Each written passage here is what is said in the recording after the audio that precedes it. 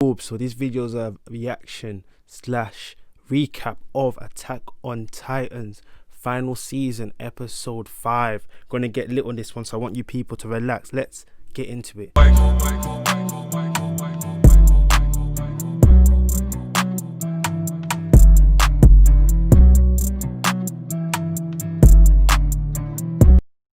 I will be going over episode 6 preview sometime in the week, so make sure you like, comment, subscribe, join the team anime with 8 stars. Anyway, the episode starts with a little flashback of Reiner with his friends thinking about the journey they started after they lost their friend Marcel and how they ran.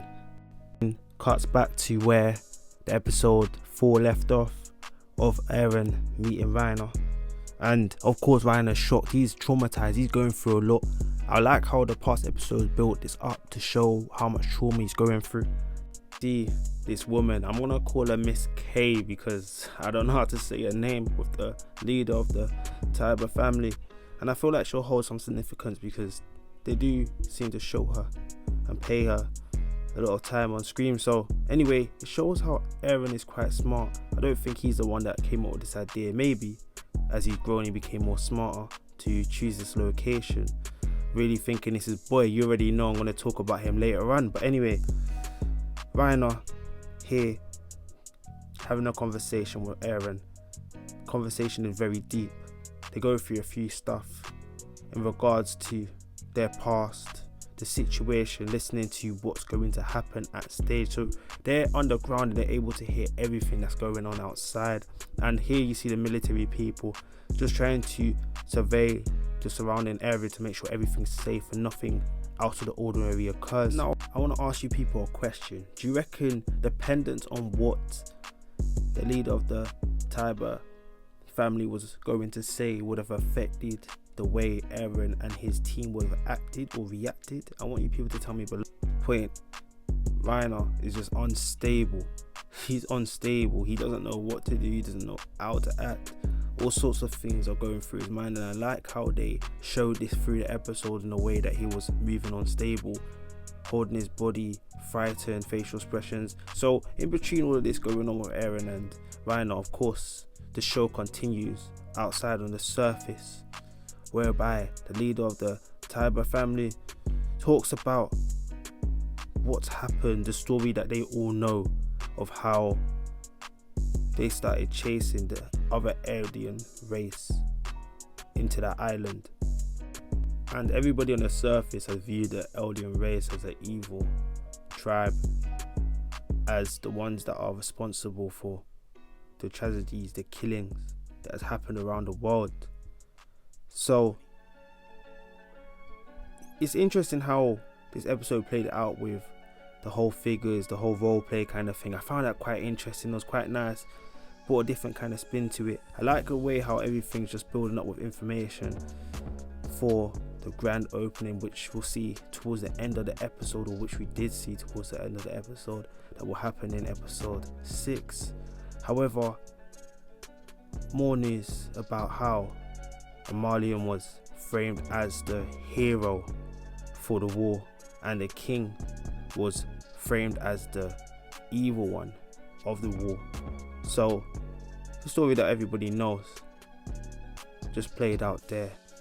And through all of this, I noticed that Eren is really trying to get through to Reiner that both of them are the same.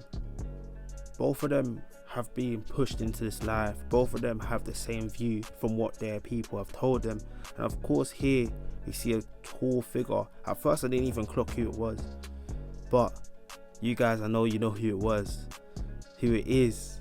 And for you people that don't know who it is, I'm not going to spoil it for you. I'm going to keep it on shush. You people can guess. He's definitely the brains behind this, and of course he's the one that lured the 2 other Titans into a trap and then made sure that it's in a place whereby they wouldn't be able to use their powers. And of course after that moment it's going back and forth between Eren's conversation with Reiner. Quite interesting how each party is moving and acting, that boy is actually starting to put 2 and 2 together, thinking, wait, hold on, what have I actually done?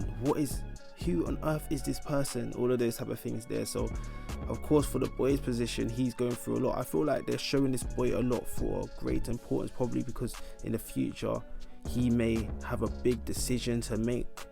Maybe this is just a theory that I'm thinking, declaring the war in the future, maybe, or doing an important step. But of course, they continue the story of the past.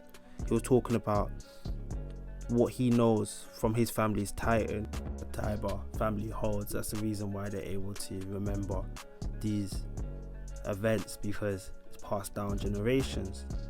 So he starts to tell the truth of how that king, the Eldian king that went to Paradise Island, desired peace. And of course everyone's shocked, taken aback, like, wait, hold on, this isn't what we've been taught, this isn't what we think. And at the same time, like, I don't feel like this will change much. When I was watching it, I was just like, these men still have deep-rooted hate. They'll rather believe the story they've been given than actually do what you can see in the soldiers' faces. They don't care. They don't care. Some of them are like, what are you talking about? We don't want to hear that. And of course, the Eldians that are still in the outside world are thinking, no, that's not what we want to believe. We want to believe they're demons that left us.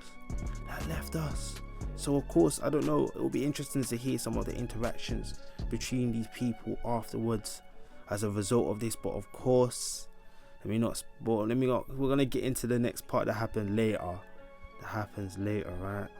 So of course, the conversation continues. Here's another picture of where, I'm not gonna say the brother's name, but trap these two Titan shifters. I'm gonna call them the Titan shifters in a trap in a narrow place where they wouldn't be able to transform.